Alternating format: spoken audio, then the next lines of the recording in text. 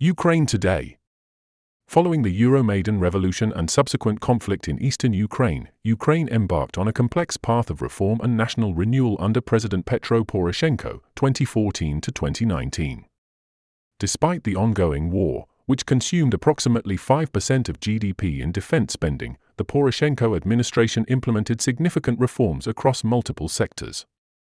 These included the creation of new anti-corruption institutions like the National Anti-Corruption Bureau, NABU, comprehensive banking sector reform, healthcare system restructuring, and decentralization that empowered local communities.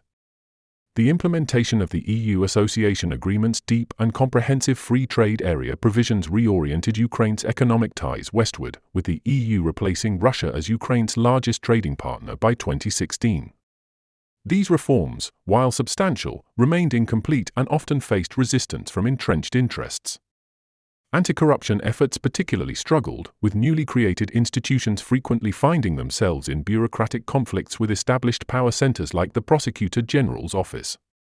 Public frustration with the pace of change and perceptions of continued corruption contributed to Poroshenko's electoral defeat in 2019.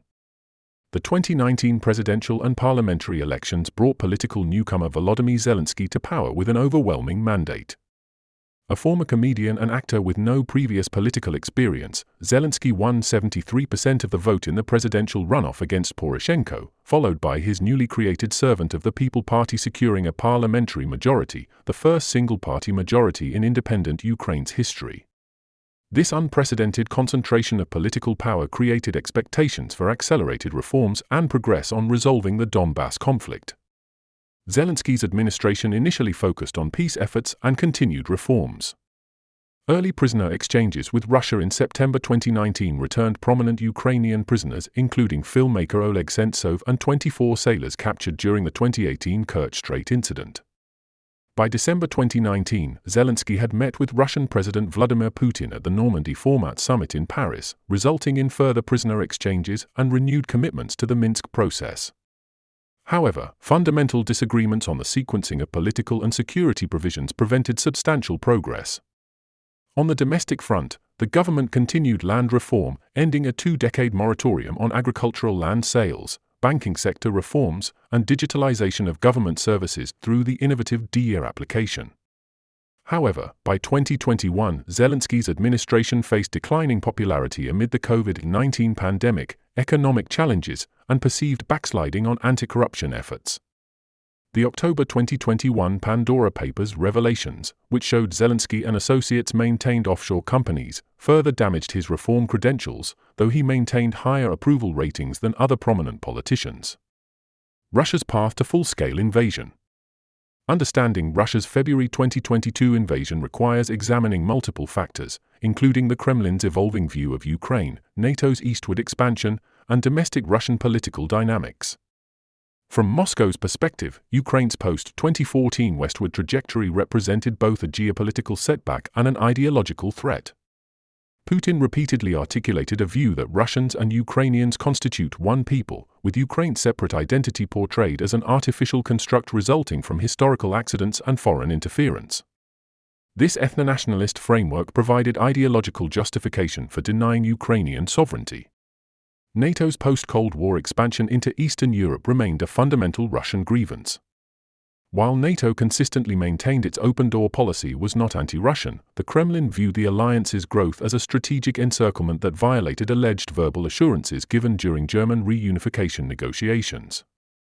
Although Ukraine was not offered a formal membership action plan, the alliance's 2008 Bucharest declaration that Ukraine and Georgia will become members of NATO remained a particular source of Russian opposition. This position hardened after the 2014 Euromaidan, which Moscow characterized as a Western-backed coup aimed at pulling Ukraine into the Western orbit. The immediate prelude to invasion began in April-May 2021, when Russia conducted a massive military buildup near Ukraine's borders, claiming these were normal exercises. While forces partially withdrew after a Biden-Putin summit in June, a second, larger buildup commenced in October-November 2021. By December 2021, U.S. intelligence assessed that Russia was planning a multi-front invasion and began sharing this intelligence with allies and publicly warning of the threat. On December 17, 2021, Russia issued demands for security guarantees, including NATO's permanent exclusion of Ukraine from membership, removal of NATO infrastructure from Eastern European members who joined after 1997, and limitations on military deployments in Europe. Throughout January and early February 2022, intensive diplomatic efforts attempted to avert conflict. French President Emmanuel Macron, German Chancellor Olaf Scholz, and others met with Putin, while the US and NATO provided written responses to Russian security demands. These responses rejected core Russian demands regarding NATO's open-door policy but offered discussions on arms control, transparency measures, and risk reduction. Meanwhile, Russia continued amassing forces, eventually positioning approximately 190,000 troops around Ukraine's borders. Putin's decision-making calculus likely included several miscalculations, an underestimation of Ukrainian resistance, an overestimation of Russian military capabilities, expectations of Western disunity, and a belief that the Ukrainian government would collapse quickly. Domestic factors may have played a role as well, with the invasion potentially serving to distract from economic stagnation and consolidate nationalist support around Putin's leadership. Whatever the precise mixture of motivations, Putin authorized what Russia euphemistically termed a special military operation to begin on February 24, 2022. The invasion and initial international response. The Russian invasion commenced with cruise missile strikes against military airfields, command centers, and infrastructure across Ukraine, followed by ground forces advancing along multiple axes from Russia, Belarus, and Crimea. Initial Russian objectives appeared to include the rapid capture of Kiev and overthrow of the Ukrainian government, control of Ukraine's Black Sea coast, and the securing of a land bridge to Crimea through southeastern Ukraine. Against widespread expectations, Ukraine's defense proved remarkably effective. President Zelensky's decision to remain in Kiev, famously responding to evacuation offers with "I need ammunition, not a ride," galvanized Ukrainian resistance. The Russian offensive toward Kiev stalled amid logistical problems, poor coordination, and determined Ukrainian defense utilizing Western-supplied anti-tank weapons like javelins and NLAWs.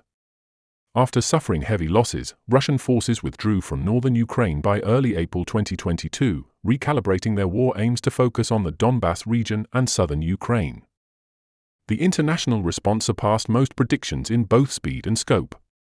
Within days of the invasion, the United States, European Union, United Kingdom, Canada, Japan, Australia, and other partners imposed unprecedented sanctions targeting Russia's central bank reserves, major banks, key industries, and regime-connected individuals. Russia's approximately $300 billion in foreign reserves held in Western institutions were frozen, while technological export controls restricted access to semiconductors and other critical components. Major corporations from McDonald's to Shell announced withdrawals from the Russian market, representing the most significant corporate exodus from a major economy in recent history. Military support for Ukraine rapidly expanded beyond pre-invasion expectations. The United States authorized an initial $350 million in emergency military assistance within days, followed by progressively larger packages. What began as primarily small arms and anti-tank systems expanded to include artillery systems, air defense, armored vehicles, and eventually advanced systems like HIMARS, High Mobility Artillery Rocket System, and Patriot air defense batteries. By 2024, total U.S. military assistance had exceeded $44 billion, supplemented by substantial European contributions. This robust Western response reflected both moral outrage at Russia's clear violation of international law and a strategic assessment that allowing Russia to subjugate Ukraine would endanger broader European security. The invasion catalyzed historic policy shifts, particularly in Germany, which abandoned its long-standing restrictive arms export policy to send weapons to Ukraine and committed to a €100 billion special fund to modernize its military, ending decades of post-Cold War defense underinvestment. Sweden and Finland applied for NATO membership, ending their traditional military non-alignment and significantly altering the Nordic security landscape. Key military developments and phases of the war. The war has progressed through several distinct phases since February 2022, each characterized by changing front lines, tactical approaches, and strategic objectives. Following the failed attempt to capture Kiev, Russia redirected its efforts toward securing the Donbass and southern coastal regions. Through the summer of 2022, Russian forces made grinding advances in eastern Ukraine, capturing cities like Severodonetsk and Lysychansk through massive artillery bombardment followed by infantry assaults, a strategy that inflicted severe casualties on both sides and caused enormous destruction to civilian infrastructure. Ukraine's first major counteroffensive came in September 2022, when a surprise operation in Kharkiv Oblast recaptured approximately 12,000 square kilometers of territory in just 2 weeks, liberating key logistics hubs including Izium and Kupiansk. This operation demonstrated Ukraine's growing offensive capabilities and exposed significant Russian vulnerabilities. A second Ukrainian counteroffensive in November 2022 liberated Kherson, the only regional capital Russia had captured since the invasion, forcing Russian troops to withdraw across the Dnipro River. Throughout 2022 and 2023, Russia conducted a sustained campaign targeting Ukraine's civilian infrastructure, particularly the electricity grid, using missiles and Iranian-supplied Shahd drones. These attacks, peaking during winter months, aimed to break Ukrainian morale and create humanitarian crises. While causing significant hardship and periodic blackouts, these strikes failed to achieve their strategic objective of forcing Ukraine into negotiations on Russian terms, instead hardening Ukrainian resolve and accelerating Western military support. The summer 2023 Ukrainian counteroffensive, long anticipated and preceded by extensive training and equipment deliveries from Western partners, achieved more limited territorial gains than hoped. Extensive Russian defensive preparations, including vast minefields, anti-tank obstacles, known as Dragon's Teeth, and layered defensive positions, significantly slowed Ukrainian advances in Zaporizhia and Donetsk oblasts. However, Ukrainian forces achieved notable successes in the Black Sea, effectively neutralizing Russia's Black Sea fleet through innovative use of maritime drones and Neptune anti-ship missiles, enabling the partial restoration of grain exports. By late 2023 and early 2024, Russia had reconstituted its forces through mobilization and increased defense production, allowing it to seize the initiative in eastern Donbass. Russian forces captured Avdiivka in February 2024 after months of intense combat and continued grinding advances along the eastern front, albeit at enormous human cost. Military analysts estimated Russian casualties, killed and wounded, at between 200,000 to 350,000 by early 2024, with Ukrainian losses also substantial though generally assessed to be significantly lower. Throughout the conflict, Western weapons systems have played critical roles at key junctures. The provision of HIMARS precision rocket artillery in summer 2022 allowed Ukraine to strike Russian command posts and ammunition depots far behind front lines, disrupting logistics. The October 2023 U.S. decision to permit Ukraine to use ATACMS ballistic missiles against targets in occupied Crimea changed the strategic equation in the Black Sea. Western tanks, infantry fighting vehicles, and air defense systems steadily enhanced Ukraine's capabilities while raising political questions about limitations on their use. NATO, the United States, and the evolution of Western support. The relationship between Ukraine, NATO, and the United States has undergone remarkable transformation since 2014, accelerating dramatically after February 2022. Prior to Russia's 2014 annexation of Crimea, NATO-Ukraine cooperation existed but remained limited, with the alliance focused on encouraging defense reforms rather than providing substantial military assistance.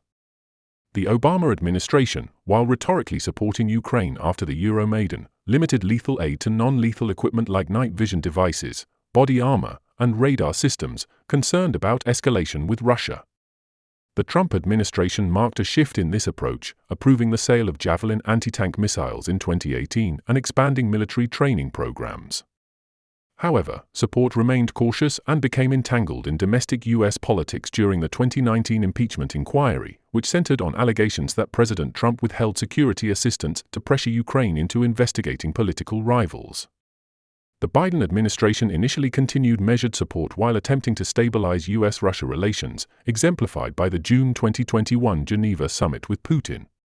However, as intelligence about Russia's invasion plans emerged in late 2021, the administration shifted to intensive preparation for conflict, including pre-positioning military aid and developing intelligence-sharing arrangements.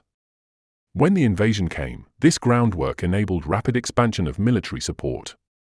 The evolution of Western military assistance has been marked by progressive dissolution of self-imposed restrictions. What began as defensive anti-tank weapons expanded to artillery, then to armored vehicles, then to tanks, and eventually to the authorization of long-range strikes within Russian territory near the border. Each escalation point triggered intense Allied debates about risks of Russian escalation, with the United States generally maintaining some limitations, such as restrictions on using certain weapons for strikes deep inside Russia, while progressively expanding Ukraine's capabilities. NATO as an institution has carefully maintained its position of not being a direct party to the conflict, providing a coordination framework for member states' bilateral support rather than direct NATO assistance. The alliance established a comprehensive assistance package and training programs while individual member states provided equipment and financial support. This approach helped navigate the complex political reality that some NATO members, particularly Hungary and, to a lesser extent, Turkey, maintained more cautious positions regarding support for Ukraine. Despite these limitations, the war triggered the most significant revitalization of NATO since the Cold War. The alliance's 2022 Madrid summit adopted a new strategic concept explicitly identifying Russia as the most significant and direct threat to Ally security, a dramatic shift from the 2010 concept that had described Russia as a strategic partner. Defense spending across European members accelerated, approaching and in some cases exceeding the 2% of GDP target that had previously been widely missed. The accession of Finland and Sweden expanded the alliance's capabilities and strategic depth, particularly in the Baltic region. For Ukraine itself, the relationship with NATO transformed from aspiration to practical reality. While formal membership remained elusive, Ukraine's armed forces achieved unprecedented interoperability with NATO standards, and cooperation expanded to include intelligence sharing, real-time battlefield advice, and sophisticated training programs. The July 2023 NATO summit in Vilnius declared that Ukraine's future is in NATO, while establishing a NATO-Ukraine Council and removing the requirement for a membership action plan, streamlining Ukraine's eventual path to membership. Toward resolution, diplomatic efforts and future scenarios. Early diplomatic efforts to end the conflict began almost immediately after the invasion. Turkey hosted talks between Ukrainian and Russian delegations in March-April 2022, producing a tentative framework that would have involved Ukrainian neutrality with security guarantees, deferred resolution of the Crimea question, and phased withdrawal of Russian forces.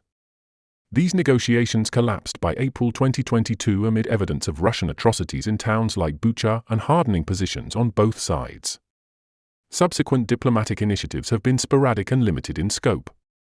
Agreements on grain exports through the Black Sea, brokered by Turkey and the UN in July 2022, though later abandoned by Russia, and prisoner exchanges represented the only significant diplomatic achievements. By late 2022, positions had further polarized, with Ukraine adopting legislation forbidding negotiations while Putin remained in power, while Russia formally annexed for Ukrainian oblasts, Donetsk, Luhansk, Zaporizhia, and Kherson, in September 2022, despite not fully controlling them. Competing visions for ending the conflict reflect fundamentally different conceptions of the war's nature. Russia maintains that it is fighting Western aggression using Ukraine as a proxy, demanding recognition of its territorial claims and Ukrainian neutrality. Ukraine, supported by most Western allies, insists on complete restoration of territorial integrity within internationally recognized borders and security guarantees to prevent future Russian aggression. Various peace proposals have emerged from different sources. China released a 12-point peace plan in February 2023 calling for ceasefire and negotiations without addressing territorial questions. In June 2023, Ukraine presented a 10-point peace formula at the G20 summit that included complete Russian withdrawal, accountability for war crimes, and security guarantees. Brazil and other Global South nations have proposed frameworks emphasizing immediate ceasefires without preconditions. None of these proposals has gained sufficient traction to move toward implementation. The prospects for meaningful negotiations face multiple obstacles. Both sides maintain apparently irreconcilable positions on core issues, particularly territorial control. Neither side believes it has reached a mutually hurting stalemate that would make compromise preferable to continued fighting. Domestic political constraints in both Russia and Ukraine make concessions difficult, with Ukrainian public opinion overwhelmingly opposed to territorial concessions, while Putin has staked his domestic legitimacy on victory.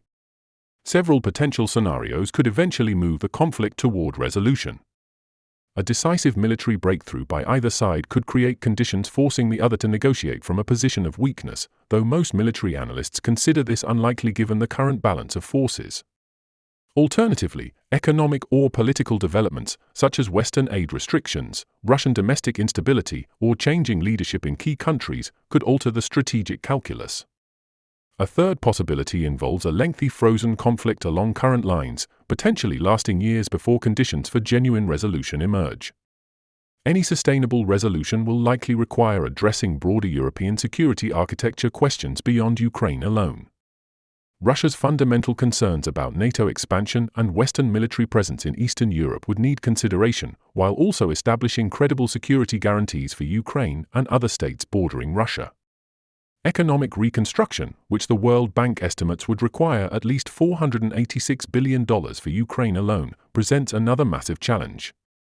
For Ukrainian society, the war has accelerated nation-building processes and solidified a distinct Ukrainian identity separate from Russia. Over 80% of Ukrainians now support EU membership, and Ukrainian language usage has increased significantly, even in traditionally Russian-speaking regions. Regardless of the war's military outcome, these social transformations appear irreversible, fundamentally altering the relationship between Ukrainian and Russian societies for generations.